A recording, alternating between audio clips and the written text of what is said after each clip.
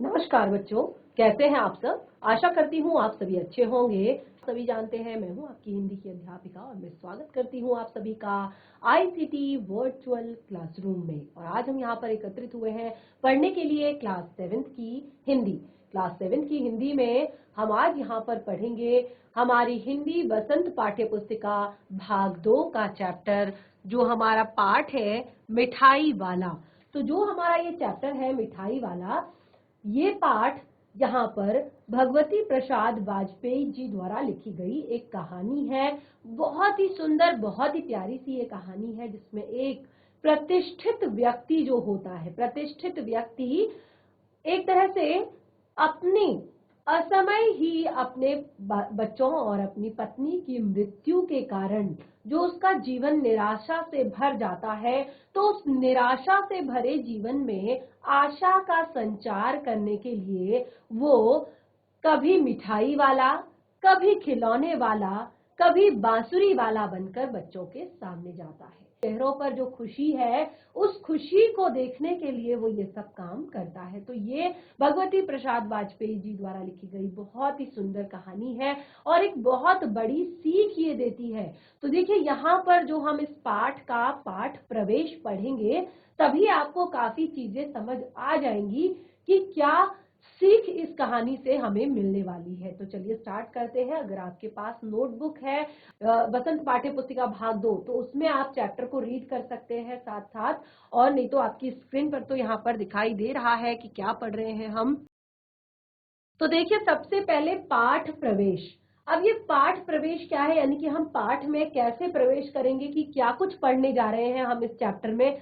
तो देखिए, एक मोटा मोटा अंदाजा मैंने आप लोग को बता दिया कि यहाँ पर एक कहानी है, जिस कहानी में एक प्रतिष्ठित व्यक्ति है, लेकिन क्योंकि असमय ही उसके पत्नी और बच्चों की मृत्यु हो जाती है, जिस कारण उसका जीवन निराशा से भर जाता है। तो देखिए, क्या होता है कि जो हमारे आसपास या कहीं भी हम लोगों को देखते हैं, बहुत सारे, जिस जिस व्यक्ति को भी देखते हैं, कि जरूरी नहीं कि हम उस व्यक्ति को, कि उस व्यक्ति के बारे में हम सब कुछ जान गए हैं। देखिए, कई बार आपने देखा होगा कि हम बहुत ही एक तरह से, कुछ लोगों ने कपड़े अच्छे पहने होते हैं, कुछ व्यवस्थित तरीके से पहने होते हैं, कुछ ने नहीं पहने होते हैं। कोई सब्जी वाला होता है, कोई एक तरह से खिलौने वाला होता है, कोई कपड़े वाला होता है, कोई जूते वाला होता है, कोई मिठाई वाला होता है, कोई मोची होता है। सब अपने अपने काम में लगे रहते हैं, लेकिन हम उन्हें देखकर हम ये नहीं पहचान सकते, ये सब कुछ उनके विषय में नहीं जान सकते। खास तौर पर हम ये नहीं जान सकते कि किसके मन में क्या है, यानी कि कौन व्यक्ति उस काम को अपने मन से कर रहा है, कौन व्यक्ति उस काम को मजबूरी में कर रहा है, कौन व्यक्ति उस काम को करने से खुश है, या कौन व्यक्ति उसमें अपनी खुशी ढूंढ रहा है, क्या रीजन है। ठीक है, हम किसी के बारे में नहीं जानते कि कौन व्यक्ति उस काम को कैसे कर रहा है। जब तक नहीं जान सकते, जब तक कि वो व्यक्ति हमें खुद अपने बारे में ना बता दे कि ये व्यवस्था, ये जो काम वो कर रहा है, उसने कैसे शुरू किया, क्यों शुरू किया। ठीक है, तो कौन सा व्यक्ति किस काम को किस वजह से कर रहा है, ये हम तभी जान पाते हैं जब हम उससे बातचीत करते हैं, जब हम उससे एक तरह से डिस्कस करते हैं। अब देखिए, रास्ते में बहुत सारे तरह के लोग चलते हैं, तो कई बार क्या होता है कि हमारा जो ये अंदाजा है, ये अंदाजा हमारा गलत हो जाता है, यानी कि हम व्यक्ति की पहचान हम सही से नहीं कर पाते हैं।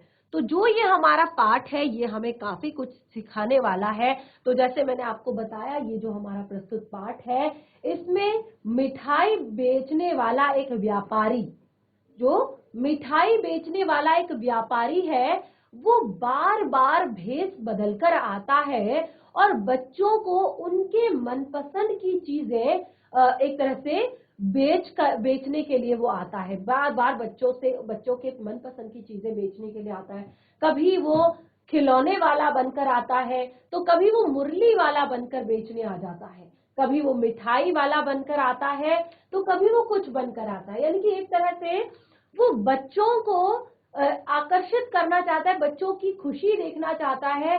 तो बहुत ज्यादा अलग अलग तरह के जो बच्चों की पसंद की चीजें हैं, वो बनकर वो कई बार आता है।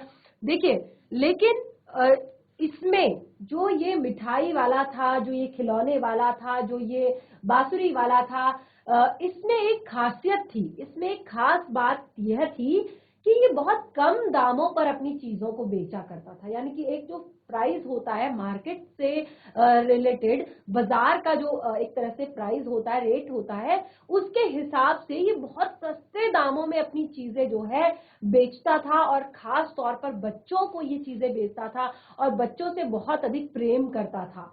और यही चीज कि उसकी यही जो खास बात थी वो बच्चों के साथ साथ बड़ों को भी अपनी ओर अट्रैक्ट करती थी, बड़ों को भी उसकी तरफ आकर्षित करती थी।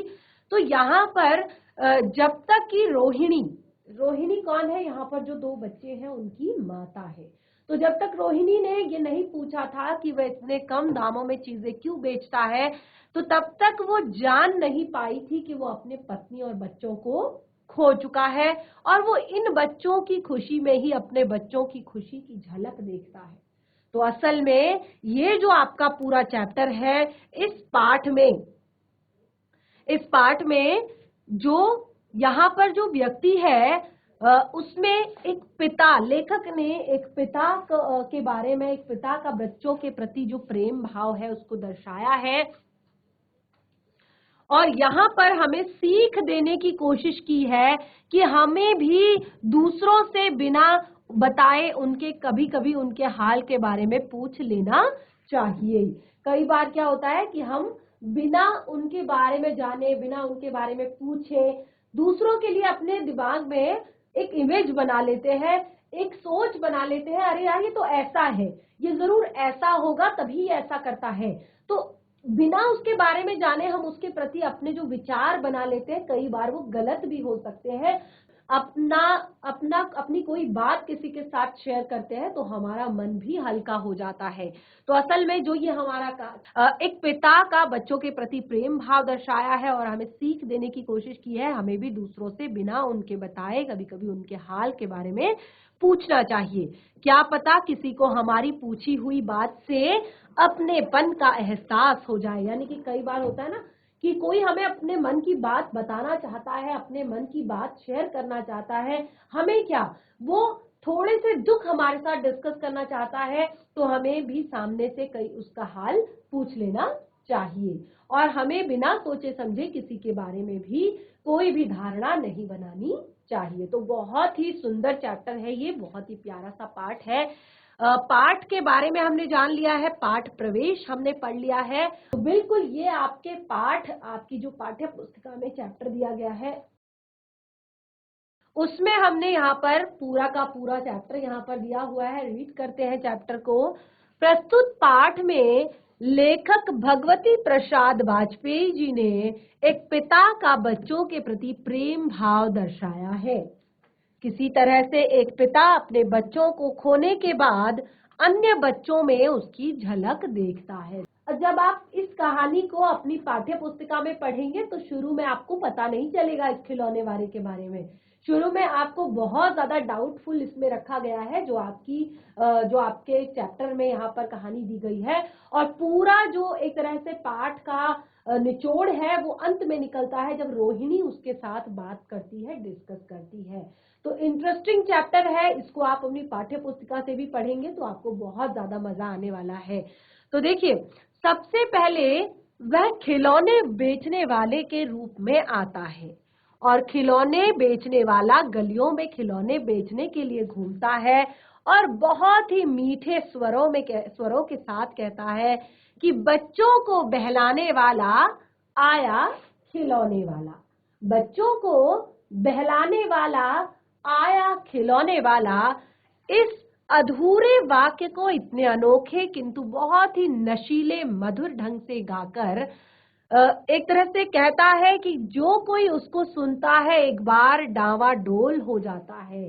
यानी कि ऐसे से वो गली में शोर मचाता है कि बच्चों को बहलाने वाला खिलौने वाला, बच्चों को बहलाने वाला खिलौने वाला। एक अधूरा सा वाक्य वो बार बार दोहराता है, बार बार दोहराता है और उसकी ये जो आवाज है, इस आवाज में एक नशा है।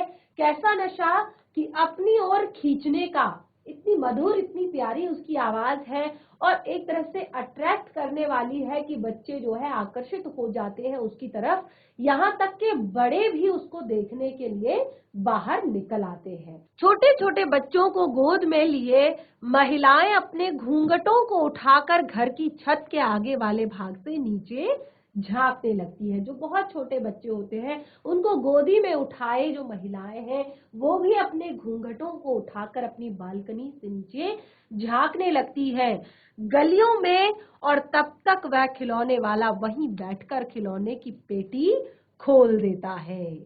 जितने भी बच्चे गली में खेल रहे हैं, जितने भी बच्चे उस एरिया के आसपास के जो गार्डन्स हैं, बगीचे हैं, उनमें खेल रहे हैं, वो सारे बच्चे इकट्ठा हो जाते हैं, उस खिलौने वाले को घेर लेते हैं। वे हर्ष आदि से गदगद या रोमांचित हो उठते हैं, क्योंकि बच्चों के लिए क्या फेवरेट है उनका खिलौना। बच्चों को आप एक बार के लिए खाना खिलाओगे तो वो हमेशा अपनी नाक भौं सिकोड़ लेंगे, यानी कि कभी भी वो मन से खाना नहीं खाते, उनको खिलाना पड़ता है हमेशा। तो जब ये खिलौने वाला अपना बड़ा सा जो एक तरह से खिलौने का जब वो उसको खोल देता है, ठीक है, उसको पेटी को जब वो वहां पर खोल देता है तो सारे बच्चे हर्ष यानी कि खुशी से, रोमांच से कि इसके अंदर क्या है, इसके अंदर मेरी पसंद का क्या है, क्योंकि सबकी अपनी अपनी पसंद होती है। किसी को हाथी चाहिए, किसी को शेर चाहिए, किसी को बलून चाहिए, किसी को बॉल चाहिए, किसी को बैट चाहिए, या किसी को एक तरह से किचन सेट चाहिए, किसी को डॉक्टर सेट चाहिए। तो सब हर्ष, खुशी और रोमांच से गदगद हो जाते हैं और वे पैसे लाकर खिलौने का सौदा तय करने लगते हैं और अपने माता पिता से खिलौने लेकर आते हैं और खिलौने का सौदा तय करने लगते हैं। उस खिलौने बेचने वाले से एक दिन खरीद कर घर ले आए। उस खिलौने वाले से जो गली में रहने वाले राय विजय बहादुर के जो दो बच्चे थे वो भी एक तरह से खिलौने लेकर आ गए। अब जो दोनों बच्चे थे उनका नाम था चुन्नू और मुन्नू। जो दो बच्चे थे उनका नाम क्या था? चुन्नू और मुन्नू। देखिए आप क्लास 7th में हैं, बहुत ज्यादा बड़े नहीं हुए हैं अभी आप, और लेकिन जो छोटे छोटे टॉयज है मुझे लगता है, क्योंकि देखिए समय के साथ जो है हमारी चॉइसेस भी, हमारी एक तरह से पसंद भी चेंज हो जाती है। मोबाइल फोन से ज्यादा खेलते हैं, टॉयज से ज्यादा उन्हें मोबाइल फोन, लैपटॉप, टैब, ये सारी चीजें चाहिए होती है, वाईफाई का कनेक्शन चाहिए होता है। लेकिन पहले के समय में बच्चे किससे खेलते थे? वीडियो गेम खेलते थे, या बैट बॉल खेलते थे, फुटबॉल खेलते थे, बैडमिंटन खेलते थे। और उससे छोटे बच्चे जो होते हैं वो क्या करते हैं, उनकी तो टॉयज होते हैं। छोटे छोटे बच्चों के क्या होते हैं, अपने अलग अलग टॉयज होते हैं, हाथी, शेर, टेडी बियर, या फिर और भी बहुत सारी चीजें जिनसे वो खेलते हैं। तो विजय बहादुर के जो दो छोटे बच्चे थे चुन्नू और मुन्नू, दोनों बच्चों की माँ रोहिणी, दोनों बच्चों की माँ कौन थी?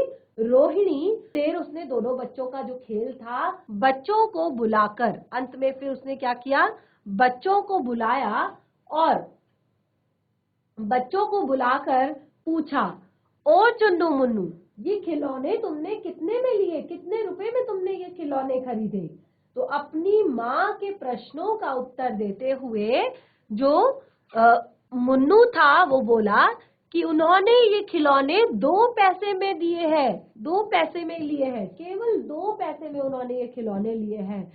तो उन्हें ये खिलौने वाला देकर गया है। ये खिलौने उन्हें किसने दिए हैं? ये खिलौने उन्हें खिलौने वाले ने दिए हैं। मुन्नू की बात सुनकर, जब अपने बेटे मुन्नू की बात माँ ने सुनी तो उसे ये बात समझ में नहीं आ रही थी कि इतने सस्ते में खिलौने कैसे दे गया। देखिए ये चीजें, ऐसा तो आज के टाइम में पॉसिबल नहीं है। आप दुकान में जाते हैं, कोई भी दुकानदार आपको पहले तो अपने खिलौने का पूरा प्राइस लेता है और उसमें वो सारी चीजें ऐड कर लेता है, जो उसकी दुकान का रेंट, यानी कि काफी सारा एक तरह से पहले से ही वो सेट कर लेता है कि मुझे इन सब चीजों को देखकर इस खिलौने को बेचना है। ऊपर से आजकल जीएसटी भी लग जाता है, ठीक है। तो एक तरह से टैक्स जो होता है, टैक्स भी लग जाता है, जो लाने ले जाने खरीदने में, ये सारी चीजों में जो टैक्स लगता है वो भी आजकल लग जाता है। तो उससे क्या होता है, प्राइस और ज्यादा बढ़ जाता है। तो ऐसे में अगर कोई आपको फ्री में या कम पैसों में चीजें दे रहा है तो एक बार के लिए माँ बाप का दिमाग तो बिल्कुल चल जाएगा कि ये क्यों हो रहा है, क्यों हमारे बच्चों को ये सब चीजें दी जा रही है। क्योंकि आपने देखा होगा कि आजकल छोटे छोटे बच्चों को इसी तरह से खिलौनों से, टॉफी से, चॉकलेट से बहला फुसलाकर उन्हें किडनैप कर लिया जाता है एक तरह से उन्हें। तो ये बहुत ही एक तरह से आपने देखा होगा, आपने बहुत सारी न्यूज सुनी होंगी, हम सुबह सुबह न्यूज़पेपर पढ़ते हैं, टीवी में न्यूज सुनते हैं। तो ये इस तरह की सीख सभी के माता पिता अपने बच्चों को देते हैं कि जब आप बाहर जाते हो, कोई भी स्ट्रेंजर्स आपको मिलते हैं, यानी कि अनजान लोग जब आपको रास्ते में मिलते हैं, तो उनके हाथ से आपने कुछ खाना नहीं है, उनसे आपने कुछ लेना नहीं है। सिखाते हैं कि नहीं सिखाते सबके माता पिता कि जब भी आप घर से बाहर जाते हैं तो किसी भी अनजान व्यक्ति से आप कोई भी चीज नहीं लेंगे, किसी अनजान व्यक्ति द्वारा दी गई कोई भी चीज आप नहीं खाएंगे। यस, तो ये अक्सर होता है कि हमारे माता पिता जब भी हम स्कूल जाते हैं या घर से बाहर जाते हैं तो सारी बातें जरूर सिखाते हैं। तो ऐसा तो पॉसिबल नहीं इतने सारी चीजों के बाद। तो यहाँ पर अब देखिए, रोहिणी भी इस बात को समझ नहीं पा रही थी कि वो इतने सस्ते में खिलौने कैसे दे गया। यह तो वह, अब उसको लगा कि यह तो वह खिलौने वाला ही जाने, यानी कि अब तो इस बात को तो वही जाने कि उसने क्यों सस्ते में ये सारी चीजें दे दी। खिलौने बेचने वाले व्यक्ति के द्वारा राय बहादुर के दोनों बच्चों को कम दाम में खिलौने बेचने के 6 महीने बीत जाने के बाद, अब देखिए इस बात को, इस घटना को 6 महीने बीत चुके थे, यानी कि राय बहादुर जो है विजय बहादुर जो है, विजय बहादुर, राय विजय बहादुर जो है, उनके बच्चों को ये कम दामों में खिलौने बेचने की जो बात थी, उस घटना का जिक्र करते हुए एक तरह से लेखक कहते हैं कि 6 महीने बीत चुके थे। 6 महीने बीत चुके थे, लेकिन एक और घटना का जिक्र करते हुए लेखक कहते हैं कि पूरे नगर में अभी 2-4 दिनों से, इस घटना को 6 महीने बीत चुके थे और पूरे नगर में इन 2-4 दिनों से एक मुरली वाले के आने का समाचार फैला हुआ था। एक मुरली वाले के आने का समाचार फैला हुआ था कि वह मुरली बेचने वाला मुरली बजाने में भी एक प्रवीण या माहिर व्यक्ति है। क्योंकि आपने देखा होगा जो मुरली बजाते हैं, जो मुरली बेचते हैं, उनकी मुरली आपने सुनी होगी कि वो आपको बजाकर दिखाते हैं पहले कि देखिए ये बहुत अच्छी बजती है, इससे बहुत अच्छी आवाज आती है, बजाकर दिखाते हैं ना वो। तो फिर अब ये जिक्र फैल गया कि ये जो मुरली वाला है ये मुरली बजाने में भी बहुत प्रवीण है, यानी कि बहुत अच्छा मुरली बजाता है ये। अब लोग बता रहे थे कि वह मुरली बजाकर, गाना सुनाकर मुरली बेचता है, और वह भी केवल 2-2 पैसे में। तो यानी कि फिर से सस्ते में, जो बिल्कुल सस्ते में बच्चों को मुरली बेच रहा है, वो भी अच्छे स्वर में गाकर और बजाकर। तो देखिए अब सभी परेशान थे कि भला 2-2 पैसे में मुरली बेचकर उसे क्या मिलता होगा। अब सब ये सोच रहे थे कि केवल 2 पैसे की मुरली बेचकर, देखिए भले ही उस टाइम पे पैसे कम होते थे और पैसे की वैल्यू बहुत ज्यादा होती थी, पैसा बहुत कम होता था, तो उस टाइम पे पैसा भी, जैसे 2 पैसा उस टाइम पे बहुत ज्यादा होता था, एक तरह से वैल्यू उसका जो महत्व है 2 पैसे का बहुत ज्यादा होता था क्योंकि पैसा कम था। ठीक है, तो अब 2 पैसे में कैसे वो उसे बनाता होगा, कैसे वो उसे बेचता होगा, और इतनी जो उसकी मेहनत है, उस मेहनत का क्या मेहनत आना उसे मिल पाएगा। इतनी गली में, इतने में तो उसे मेहनत का पैसा भी नहीं मिलता होगा। हर दिन नगर की प्रत्येक गली में उसका वह नशीला, मन को मोह लेने वाला कोमल स्वर सुनाई पड़ता था। यानी कि अब हर दिन गली में उसका वो नशीला, कोमल, मन को मोह लेने वाला स्वर फिर से गूंजने लगा। इस बार जो लाइन थी वो अलग थी। जैसे पहले लाइन क्या थी, पहले लाइन थी कि बच्चों को बहलाने वाला खिलौने वाला, और अब की बार लाइन अलग थी, बच्चों को बहलाने वाला मुरलियों वाला, बच्चों को बहलाने वाला मुरलियों वाला। ठीक है, तो रोहिणी ने भी मुरली वाले का यह स्वर सुना। जो रोहिणी थी, दोनों बच्चों की माँ जो थी चुन्नू मुन्नू की, उन्होंने भी ये स्वर सुना, उन्होंने भी ये आवाज सुनी, और सुनते ही तुरंत उसे उस खिलौने वाले की याद आ गई। जैसे ही उन्होंने वो स्वर सुना तो तुरंत ही उन्हें उस खिलौने वाले की याद आ गई जो उन्होंने पहले सुनी थी, जो पहले उन्होंने सुनी थी उस खिलौने वाले की आवाज, वो उन्हें याद आ गई। और उन्होंने सोचा जो खिलौने वाला था वो भी इसी तरह से गा गा कर खिलौनों को बेचा करता था। वो भी क्या करता था, जिस तरह से ये मुरली वाला गा रहा है बिल्कुल सेम उसी तरह से वो भी गा गा कर मुरलियों को बजाता था और खिलौने बेचा करता था। समझ आ रहा है आप सभी को चैप्टर? अभी तक आप सभी ने इस पाठ को शायद अपने स्कूल में भी पढ़ लिया होगा, तो ये एक बहुत अच्छी बात हो जाती है कि यहाँ से आपका रिवीजन भी साथ के साथ हो जाता है, चैप्टर को आप अच्छे से पढ़ लेते हैं। समझ आ रहा है तो हैंड रेज करेंगे एक बार में। पाठ अच्छे से समझ आ रहा है सभी को? एक बार में हैंड रेज करेंगे बच्चा। यस, वेरी गुड, बहुत अच्छे। तो देखिए चैप्टर हम पढ़ रहे हैं खिलौने वाला। तो अब देखिए खिलौने वाला जो है मिठाई वाला, तो अब जो खिलौने वाला है उसकी याद आ गई चुन्नू मुन्नू की माँ को, रोहिणी को, क्योंकि वो भी बिल्कुल इसी तरह से खिलौने बेचता था, बिल्कुल इसी स्वर में गाता था। और एक तरह से रोहिणी तुरंत उठी और अपने पति विजय बाबू के पास गई। रोहिणी ने जब ये स्वर सुना वो तुरंत अपने पति विजय बाबू के पास गई और कहा कि जरा उस मुरली वाले को बुलाओ, वह चुन्नू मुन्नू के लिए मुरली लेना चाहती थी। अब वो तुरंत गई और अपने पति के पास गई, विजय बाबू के पास, और उसने कहा कि जरा वो मुरली वाले को बुला दीजिए, मुझे चुन्नू मुन्नू के लिए मुरली लेनी है।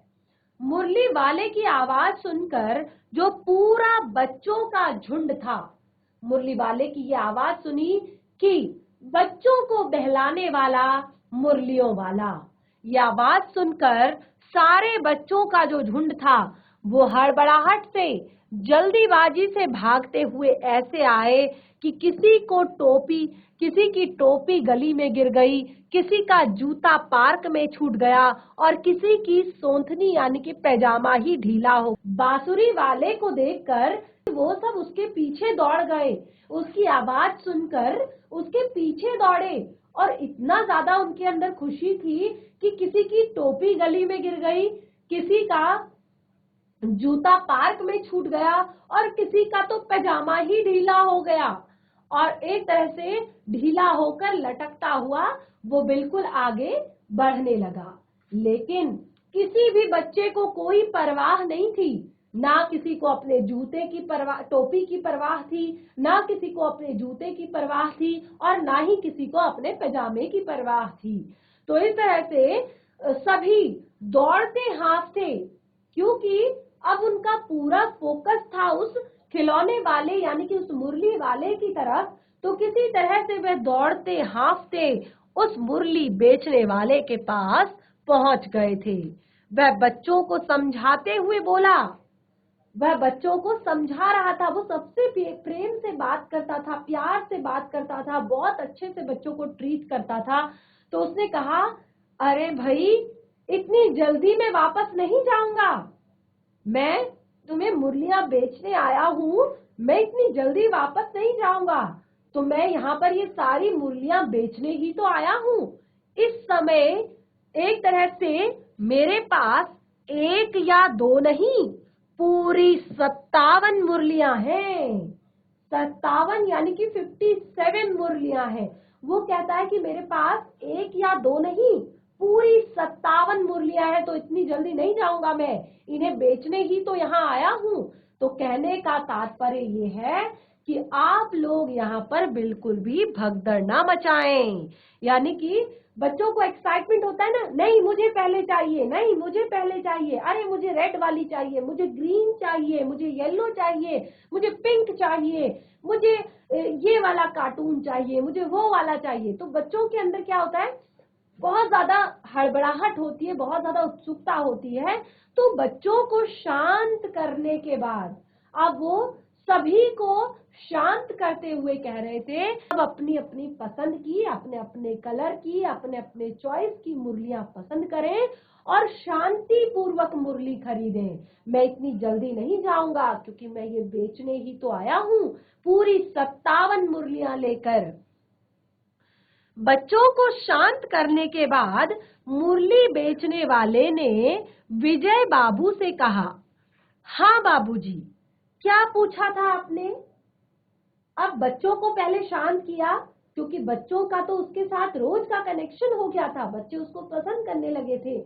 तो अब उसने सबसे पहले बच्चों को शांत किया, फिर विजय बाबू से पूछा कि हाँ बाबूजी, क्या पूछा था आपने? तो फिर उन्होंने कहा कि कितने में दी मुरली? उसने विजय बाबू को उत्तर देते हुए कहा, वैसे तो 3-3 पैसे के हिसाब से है, पर आपको 2 पैसे में ही दे दूंगा। यानी कि अगर वैसे तो आपने देखा होगा ना, दुकानदार भी ऐसे कहते हैं, खास तौर पर जिनसे आपका थोड़ा सा एक तरह से कनेक्शन हो जाता है, अरे ये तो 15 रुपए का है, चल तू 10 में ले जा। क्योंकि जब आप उनके साथ रोज उनसे सामान खरीदते हैं, रोज आपका उनसे कनेक्शन होता है, रोज आपकी उनसे बातचीत होती है, तो थोड़ा सा डिस्काउंट वो आपको कर देते हैं। तो यहाँ पर क्योंकि जो ये मुरली वाला था, इसको बहुत ज्यादा पैसे की दरकार नहीं थी, ये केवल बच्चों को खुश करना चाहता था, बच्चों के चेहरे पर वो खुशी देखना चाहता था। तो उसने कहा कि बाबूजी वैसे तो 3 पैसे की है, ठीक है। तो विजय बाबू भीतर ही बाहर दोनों रूपों में मुस्कुरा दिए। अब देखिए, कोई भी चीज अगर हमें सस्ते में मिल जाती है तो खुशी होती है ना। जब हमें कोई चीज थोड़ा सा दुकानदार खुद से कम करके दे देता, अरे वाह, आज तो मुझे सस्ते में मिल गई, मेरे पैसे बच गए, ठीक है ना। तो बिल्कुल यही विजय बाबू के साथ हुआ। उन्होंने भीतर और बाहर दोनों रूपों में वो मुस्कुरा दिए और वो अपने आप में ही कहने लगे, वो सबको 2-2 पैसे में ही मुरली बेचता था, परंतु विजय बाबू को उसका ऐसा कहना कि वह 2 पैसे में मुरली ही दे देगा उनको। देखिए, वो सबको ही 2 पैसे में बेचता था, सबको ही 2-2 पैसे में वो देता था। तो एक तरह से विजय बाबू फिर से उस मुरली वाले के पास गए, बोले कि उन लोगों की झूठ बोलने की आदत होती है, क्योंकि वह मुरली बेचने वाला पैसे तो सभी को 2-2 पैसे में ही देता है, मुरली देता होगा, और 3 की जगह 2 पैसे में विजय बाबू को देकर वह इस बात का एहसान का बोझ विजय बाबू पर लाद रहा है कि विजय बाबू की बातों को सुनकर वह मुरली बेचने वाला एकदम उदास हो गया। देखिए क्या हुआ कि जो विजय बाबू की को उसने कहा कि वैसे तो 3 पैसे की है, लेकिन मैं आपको 2 पैसे में दे दूंगा। तो जब वो घर पे आए तो वो इस बात को सोचने लगे कि ये क्या मुझ पर एहसान कर रहा है कि सबको तो ये 2-2 में दे देता है और ये मुझ पर एहसान कर रहा है कि मुझे 2 में दे रहा है। तो इस बात को लेकर उसने जाकर फिर मुरली वाले से बातचीत की और मुरली वाला ये बात सुनकर बहुत ही उदास हो गया और एक तरह से उदास होकर उसने विजय बाबू से कहा कि बाबूजी, आप लोगों को क्या पता कि इनकी असली कीमत क्या होती है। क्योंकि देखिए, लागत भी कोई चीज होती है। अब एक किसान है, खास तौर पर सब्जी वाला, जिससे हम बोलते हैं नहीं भैया धनिया फ्री दे दो, भैया मिर्चा फ्री दे दो, भैया थोड़ा कम लगा लो, अरे भैया 40 नहीं, जो है उससे पहले भी बहुत सारे लोग हैं जिनसे ये सामान खरीदा जाता है, जो किसान है वो तो ये सारी चीजें मिलाकर ही उसका दाम तय किया जाता है। तो देखिए आगे क्या होता है इस कहानी में, किस तरह से मुरली वाला अपनी मुरलियों को बेचता है और आगे क्या कुछ वो भेष बनाकर बच्चों को दिखाता है। तो चैप्टर को कंटिन्यू करेंगे हम अपने नेक्स्ट सेशन में। आज जितना पढ़ा है उसको घर पर एक बार रिवाइज करें। तब तक के लिए धन्यवाद। आपका दिन शुभ हो।